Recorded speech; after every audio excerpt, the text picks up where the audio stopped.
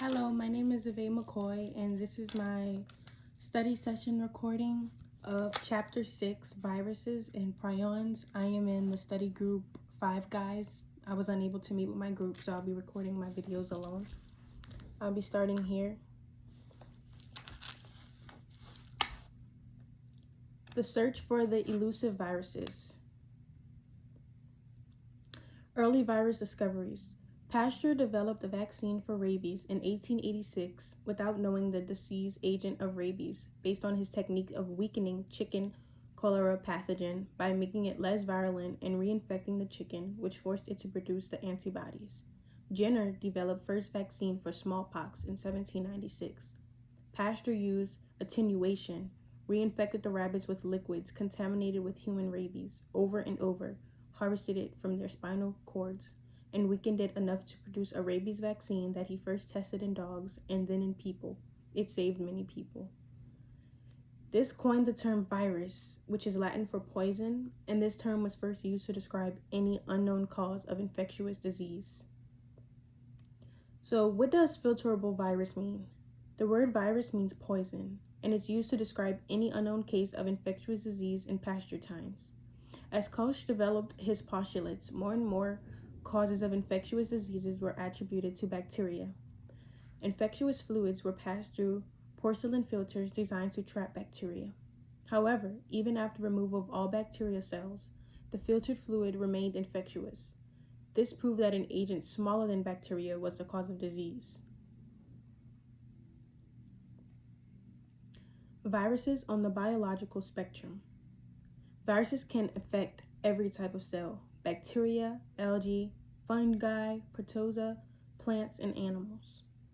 What is the nature of viruses? Are they organisms? Are they alive? What role did viruses play in the evolution of life? What are their distinctive characteristics? How can a particle so small, simple, and seemingly insignificant be capable of causing disease and death? What is the connection between viruses and cancer? What role did viruses play in the development of all other organisms? There are several unique properties of viruses. Infectious particles rather than organisms not truly alive.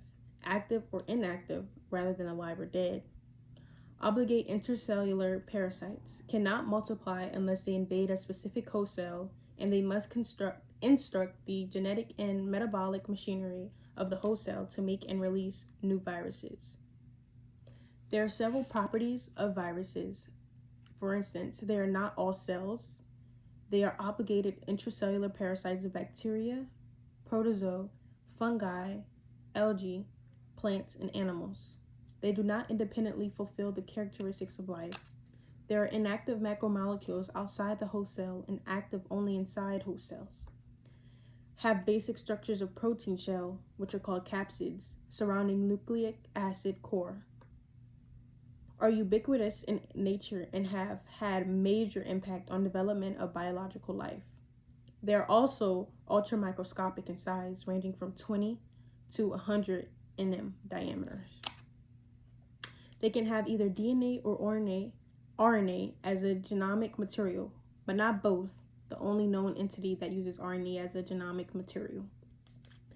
They also carry molecules on surface that can only attach to a specific host cell.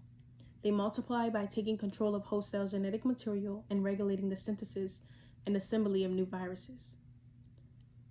Another property is that they lack enzymes for most metabolic processes.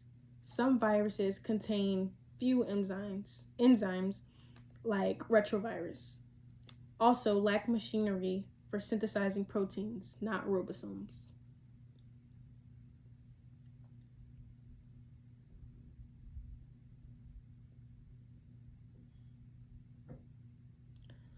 Next, I'm going to talk about viral components.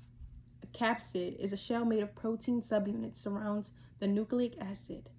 A nucleocapsid is a capsid and nucleic acid together. An envelope is not found in all viruses, only in some animal enveloped viruses, usually a modified piece of the host cell membrane, a cloak. Spikes, which are found on both naked and enveloped viruses, project from either the nucleocapsid or envelope protein, allow viruses to get attached to their host cells. Naked virus consists of only one nucleocapsid.